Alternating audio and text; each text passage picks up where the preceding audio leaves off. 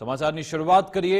વિધાનસભા ગૃહમાં કલાકારોના આમંત્રણનું વિવાદ હજુ પણ શાંત થયો નથી। એક બાદ એક આમાં વિવાદ સામે આવી રહ્યા છે।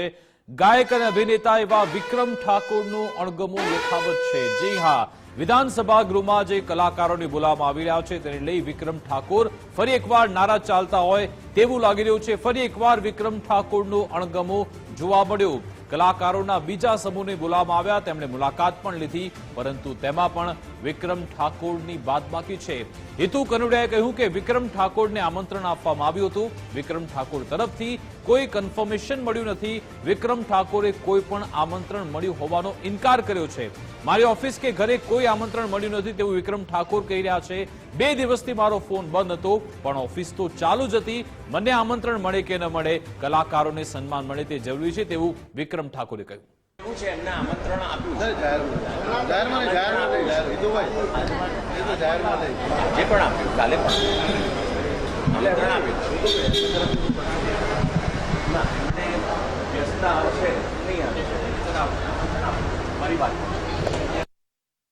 આજ અંગે વાતચીત કરીશું। અમારી સાથે ગાયક અને અભિનેતા વિક્રમ ઠાકોર જોડાઈ ગયા છે ફોન લાઈન પર। વિક્રમભાઈ, આપનું ગુજરાત ફર્સ્ટમાં સ્વાગત છે।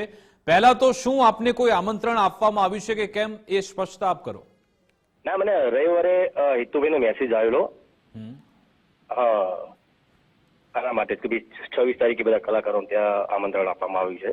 અચ્છા, પણ એકચ્યુઅલી આજે 2 દિવસ મારા મામાના ત્યાં લગ્ન પ્રસંગ છે દયાગામ વડવાસા, હું ત્યાં છું ને એના પછી કોઈ ફોન કે મારો 2 દિવસથી ફોન બંધ હતો, પણ કદાચ ઓફિસે ક્યાંય કોઈ કઈ કહેવામાં આવ્યું નથી, એટલે પછી મને કઈ એટલો આઈડિયા નતો એમ। અચ્છા, ફક્ત આપને ટેક્સ્ટ મેસેજ છોડી દેવાયો, બાકી કોઈ તમને ટેલિફોનિક સંવાદ થયો નથી? ના, એટલે મારો ફોન તો બંધ હતો, કદાચ મારો ફોન તો 2 દિવસથી બંધ હતો, કદાચ ટ્રાય કર્યો બી હશે હિતુભાઈ અથવા બીજા કોઈ ત્યાંથી કોઈ અમને ખબર નથી, પણ મારો ફોન કદાચ બંધ હતો। બીજા ઘણા બધા ઓફિસના નંબર હોય છે, બધા હોય છે નંબર, તો કોઈએ મને કોઈ સમાચાર આપ્યા નથી હોય કઈ એમ। ખાલી જીવરાજભાઈ મારા મોટા ભાઈનો ફોન આવ્યો હતો કે ભાઈ હિતુભાઈનો મેસેજ હતો એમ। અચ્છા, શું મેસેજ આપને કરવામાં આવ્યો હતો કે ફક્ત તમે આવી જજો વિધાનસભા ગૃહમાં, એવી રીતે આમંત્રણ આપ્યું હતું? હા, એવી રીતે લખેલું મોકલેલું હતું કે ભાઈ વિધાનસભામાં ભાઈ 10 કલાકારો, ફિલ્મોના કલાકારો ત્યાં આમંત્રણ છે, એવું કંઈ હતું એમ। તો શું આપ નારાજ છો કે આ રીતે બરાબર ખાલી મેસેજ છોડી દીધો પછી કોઈ સંપર્ક કરવાનો પ્રયત્ન ના કર્યો? ખબર, મેં કીધું ખરું મારું ફોન બંધ હતો એટલે કદાચ સંપર્ક કર્યો બી હશે। અચ્છા, અને મને તો બહુ સારું લાગી રહ્યું છે, અને કદાચ મારા કહેવાથી આવું થયું હશે તો વધારે મને એમ થાય છે કે ચલો ભાઈ, સરકારે મારી વાત સાંભળી અને હું આવું કે ના આવ્યું, પણ બધા કલાકારો બોલાવે એ જ મારા માટે બહુ મહત્વની વાત છે। તમારા અવાજની જ ઇમ્પેક્ટ છે વિક્રમભાઈ, તમારો અવાજ ફિલ્મી દુનિયામાં તો જોરદાર ચાલે છે, અહીંયા પણ રિયલ લાઈફમાં પણ જોરદાર એની ઇમ્પેક્ટ આવી કે બધા કલાકારોને બોલાવી લીધા। ના સાહેબ, મારા એવું નથી, અગાઉ પણ મારા ખ્યાલથી મેં મીડિયામાં સાંભળ્યું અને શંકરભાઈએ બી કીધેલું કે બીજા કલાકારોને બોલાવવાના જ છે, એમણે વાત કરેલી હતી અગાઉ, પણ કદાચ બોલાયા છે, મારા કહેવાથી બોલાયું થોડું હોય। ના ના, આપે મુહિમ તો ઉપાડી હતી, પરંતુ મને એવા સમાચાર મળ્યા હતા કે આપને 2 દિવસ સુધી આમંત્રણ હતું કે ભાઈ તમે બંને દિવસ આવો, શું એવું કોઈ હતું ખરા? ના ના, મને જે 27 તારીખનું છે એનું તો મને ખબર જ નથી, પણ અમારા એક જીતુભાઈ પંડ્યા, આપણા બહુ સારા આર્ટિસ્ટ, કોમેડી આર્ટિસ્ટના બહુ સારા ડિરેક્ટર છે, એમણે મને 2 દિવસ પહેલા એમને કોઈએ મેસેજ કરેલો, એ મેસેજ મને એમને ફોરવર્ડ કરેલો કે આવી ત્યાં મને આમંત્રણ છે એમ। હું કહું બરાબર, જવું જોઈએ તમારે, તો સારી જ વસ્તુ કહેવાય ને। 27 તારીખનું કોઈ હતું એ પણ આપનું કહેવું છે કે ભલે એકવાર ખાલી મેસેજ છોડી દીધો, પણ ઓફિસ તો તમારી ચાલુ હતી, બીજા નંબર પણ હતા, ત્યાં સંપર્ક કરીને આપને બોલાવી શકાય, પરંતુ બોલાવ્યા નથી, એ વાત તો છે જ, એટલી ટીસ તો છે જ આપને। કઈ વાંધો નહીં, એમાં કોઈ મોટો ઇસ્યુ નથી, પણ બસ કલાકારો બધા બોલાવે ને એ જ મહત્વનું છે। મેં કોઈ મારી જ્ઞાતિના કલાકારો બોલાવો એવું જરૂર મેં કીધું જ નતું। મારી જ્ઞાતિની સાથે બીજા કલાકારોએ પણ બોલાવવાની વાત મેં કરી હતી। ઘણા લોકો એવું કહે કે ભાઈ જાતિવાદ કરી રહ્યો છે, તો એ વાત પણ ખોટી છે, જાતિવાદ કરી જ નથી। એ વખત બી કીધું તમે કે મારી ક્ષત્રિય ઠાકોર સમાજની સાથે સાથે બીજા કલાકારો પણ તમે બોલાવો, એવું મેં મીડિયામાં કહેલું જ છે દરેક જગ્યાએ। કોઈ અમુક કલાકારો એવું કહેતા હોય છે કે ભાઈ ખાલી વિક્રમ ઠાકોરના જ્ઞાતિના કલાકારોની વાત કરે છે, એ વાત ખોટી છે। કદાચ હિતેન કુમારે જ કીધું હતું મારા ખ્યાલ, મેં સાંભળ્યું હતું એવું। અચ્છા, હિતેનભાઈ સાથે, હિતુભાઈ સાથે આપની કોઈ એવી ડાયરેક્ટ ટેલિફોનિક વાતચીત થઈ હતી કે ફક્ત મેસેજમાં કોમ્યુનિકેશન થયું, સંવાદ? ના, મારા 2 દિવસ પહેલા હું જીમમાં હતો ત્યારે એમનો ફોન આવેલો મારી જોડે, અને મને વાત કરી હતી એમણે કે આ બધું થયું સારું, નતું થવું જોઈએ, જે મીડિયેટર એમનાથી કઈ ભૂલ થઈ ગઈ છે, બસ એવું કઈ વાત થઈ હતી એમ. પણ પછી આવી 26 તારીખનું કઈ આપણે કરવાનું છે આવું કઈ વાત નથી થઈ એમ. અચ્છા, એવું આપને નહોતું કહેવાયું કે 26 તારીખનો કાર્યક્રમ છે? આજે મલ્હાર ઠાકર અને બધા ખાસા એવા કલાકારો પહોંચ્યા ત્યાં. એટલે પર્સનલી મને કોઈ કીધું નથી, ખાલી મેસેજ, હિતુભાઈનો મેસેજ હતો, ખાલી એમનો મેસેજ હતો મારામાં. એમને એટલે શું મેસેજ, આમંત્રણનો મેસેજ હતો કે ફક્ત આવો કાર્યક્રમ ગોઠવી રહ્યા છે પણ તારીખની સ્પષ્ટતા નહોતી એમ? ના, તારીખની સ્પષ્ટતા હતી ને. અચ્છા, હા. તો આપ ગયા કેમ નહીં? એટલે શું કોઈ કારણ છે ન જવાનું? ન જવાનું કારણ મારું એક કે હું અત્યારે મારા મામાના છોકરાને ત્યાં લગ્નમાં છું, વડવાસર ત્યાં ગામ. અચ્છા. 2 દિવસથી. એટલે કદાચ એ મને પર્સનલી કીધું હતું, હું એમ પણ કહું કે એક દિવસ આગો પાછો રાખો તેમ, તો કદાચ મારા આ બી સચવાઈ જાય, નહીં બી સચવાઈ જાય. પણ પછી અને મારે આવવાનું કોઈ એવું કોઈ મારું દુઃખ તો વ્યક્ત કર્યું જ નતું. મેં તો કલાકારો માટે કીધું હતું ને, અને થઈ ગયું. એટલે સરકાર શ્રીનો ખરેખર ખૂબ આભાર માનું છું. અને વિધાનસભાના દરેક એટલે ખબર નથી પડતી કે એ હિતુભાઈ અને બધી આ જવાબદારી સોંપવામાં આવી હતી, શું એમના તરફથી બરાબર પ્રયત્ન ન થયા કે પછી આપની વ્યસ્તતા એટલી બધી હતી કે તમે ના પહોંચી શક્યા? નહીં, એકચ્યુઅલી મારો ફોન 2 દિવસથી બંધ જ હતો. અને મેં કીધું ને, હિતુભાઈ ટ્રાય કરી જ હશે. કદાચ મારા મોટા ભાઈને મારા ખ્યાલથી વાત કરી હતી. મારા મોટા ભાઈ બી મને હિતુભાઈનો મેસેજ આવ્યો છે.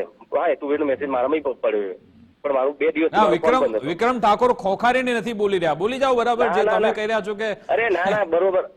મારો મુદ્દો એ જ હતો કે ભાઈ આપણે દરેક કલાકારને બોલાવો, દરેક જ્ઞાતિના કલાકારોને બોલાવો, બરાબર. ને એ બધું થઈ ગયું, બહુ સારી વસ્તુ કહેવાય ને. આપણે સરકારશ્રીનો આભાર માનીએ, આમાં તો બીજું શું હોય. અચ્છા, કદાચ આવતીકાલે પણ બધા કલાકારોને આમંત્રણ છે, શું આપ જશો અથવા ફરી એકવાર ફોન આવે તો જશો કે પછી સામેથી જશો? ના, આવતીકાલે બી હું નથી, 2 દિવસ નથી હું. અચ્છા. હા, ગાંધીનગર બાજુમાં જ છે ગામ, એમ તો ગામ, પણ ત્યાં લગ્ન ને બધું છે, એટલે મારા મામા દીકરાનો છે લગ્ન. આજે અમે હિતુ કનેડાને થોડો સવાલ પૂછ્યો હતો, પરંતુ એમણે બરાબર જવાબ ના આપ્યો. એમણે કહ્યું કે મેં તો આમંત્રણ આપ્યું તો હવે નથી આવ્યા તો નથી આવ્યા, એમણે એવું કહ્યું હિતુભાઈએ. હા, મેં આપ્યું તો આમંત્રણ, કોશિશ કરો, એમનો મેસેજ કર્યો તો મારા પાસે. તો આપ ઈચ્છો છો કે ફરી એકવાર આપની સાથે સંવાદ થાય, બરાબર કોમ્યુનિકેશન થાય, પછી આપ પહોંચશો ત્યાં? ના, એવું કોઈ જરૂરી નથી. મારો મુદ્દો હતો ભાઈ, દરેક કલાકાર જાય, મારે જવાનું એવું તો મેં કીધું જ નતું કે મારે જવું છે, કે મને નહીં બોલાય એટલે મને દુઃખ છે, એવું મેં ક્યાં કહ્યું છે. બિલકુલ, એટલે કે આપનો જે સવાલ હતો કે બધાને એક ત્રાજવે તોલો, એક સાથે બધાને સમાન રાખો, એ કદાચ હવે એ દિશામાં કામગીરી થઈ રહી છે. ભૂતકાળ ભવિષ્યમાં જયારે આ રીતના કાર્યક્રમ થશે ત્યારે પછી બધાનું ધ્યાન રાખવામાં આવશે, આપ માનો છો? હવે ના, સવાલ જ નહીં. કેમ કે હવે મારા ખ્યાલથી થશે જ. કેમ કે હવે જે ગુજરાત સરકારના જે કાર્યક્રમો થશે, બધા ડાયરા લોકસંગીતના કાર્યક્રમો, એમાં દરેક કલાકારને હવે સરકાર તરફથી જ હોય છે, પણ એમાં મીડિયેટર તરફથી પણ દરેક કલાકારને મારા ખ્યાલથી સન્માન હવે મળશે, એમ દરેકને મોકો મળશે. તમે જયારે આ સવાલ ઉઠાવ્યો કે ભાઈ ક્ષત્રિય ઠાકોર સમાજના કલાકારોને કેમ ન બોલાવવામાં આવ્યા, એ સમયગાળાથી અત્યાર સુધીમાં કયા ભાજપ નેતાઓ અથવા તો મંત્રીઓએ તમારો સંપર્ક કરવાનો પ્રયત્ન કર્યો અથવા તમને સમજાવ્યા કે ભાઈ વિક્રમભાઈ તમને ખોટું લાગ્યું છે અથવા કેમ નારાજગી છે, આપની સાથે કોઈએ વાત કરી? ના, મારા ઘણા બધા ભાજપના નેતાઓ જોડે બી વાતો થઈ, અમુક અમારા ઠાકોર સમાજના, ક્ષત્રિય સમાજના અગ્રણીઓ સાથે બીજા કલાકારો જોડે પણ ચર્ચા થઈ હતી એ વખતે. અને કહેતા બધા કે જેમ કે હિતુભાઈની જ વાત કરું, હિતુભાઈ જોડે મારી વાત થઈ, હિતુભાઈ કે ગમે ત્યાં મીડિયેટર દ્વારા આવું બધું થયું છે, ખોટું થયું છે, પણ આવું ના થવું જોઈએ, એમને બી કીધું હતું એવું. બિલકુલ, એટલે હવે બધી નારાજગી દૂર થઈ ગઈ છે બરાબર વિક્રમભાઈ? હવે કશું જ કોઈ મન મોટાવ, કઈ ટીસ નથી ને મનમાં તમારે? ના, કઈ જ નથી. બહુ સારું થઈ ગયું ને. ચલો ભાઈ, એનો નિમિત્ત હું બન્યો એટલે ખરેખર હું તો સરકારનો આભારી છું કે મારી નાના કલાકારની વાત સરકારે સાંભળી, એટલે બહુ મોટી વાત કહેવાય. પણ તમે એક જાહેર જીવનમાં જીવી રહ્યા છો, એક તમે મોટા કલાકાર છો, ઘણા બધા લોકો તમને ફોલો કરે છે. જેવી રીતે આવો મુદ્દો ઉઠાવ્યો, આવી જ રીતે ગુજરાતના જે પ્રશ્નો છે, ગુજરાતની જે સમસ્યા છે, શું એ રીતે દમખમથી આ મુદ્દો ઉઠાવશો જો આપના ધ્યાનમાં આવશે કોઈ મોટી સમસ્યા તો? ચોક્કસ, કેમ નહીં. અને એ કરવું જ જોઈએ. દરેક સમાજનો કોઈ મુદ્દો હોય મારા ધ્યાનમાં આવે તો હું ચોક્કસ કરીશ ને, મુદ્દો ઉઠાવીશ ને, સરકાર શ્રી કરીશ. હેલો. બિલકુલ.